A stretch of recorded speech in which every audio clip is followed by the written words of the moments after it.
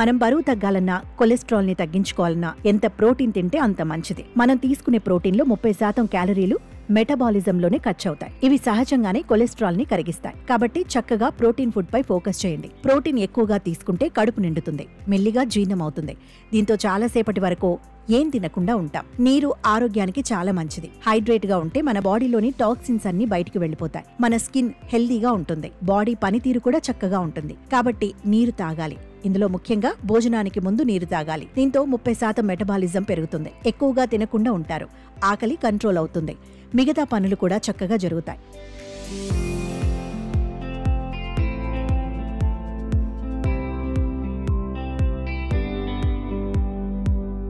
Intermediate fasting అంటే రోజులో కొన్ని గంటలు మన బాడీకి రెస్ట్ని ఇవ్వడం, కొన్ని గంటలు మాత్రమే ఫుడ్ తీసుకోవడం. అంటే రోజు ఓ టైం పెట్టుకోండి, ఆ టైంలోనే భోజనం చేయండి. ఉదాహరణకి 10 గంటల విండో పీరియడ్ పెట్టారనుకోండి. ఉదయం 8 గంటలకి స్టార్ట్ చేసిన బ్రేక్ఫాస్ట్ సాయంత్రం 6 గంటలతో డిన్నర్ క్లోజ్ అయిపోవాలి. మిగతా టైంలో ఏం తీసుకోవద్దు. కావాలనుకుంటే వాటర్ లాంటివి తీసుకోవాలి. దీనివల్ల బాడీలో ఇన్సులిన్ సెన్సిటివిటీ పెరుగుతుంది. చన్నీటి స్నానం చాలా మంచిది.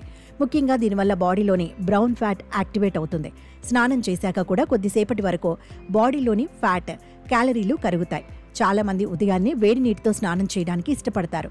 కానీ అలా కాకుండా బరువు తగ్గాలనుకునేవారు చన్నీటి స్నానం చేయండి. దీంతో చాలా వరకు రిజల్ట్ ఉంటుంది. ఈ టిప్స్ అన్ని ఫాలో అయితే చాలా వరకు క్యాలరీలు కరుగుతాయి, కొవ్వు కరుగుతుంది.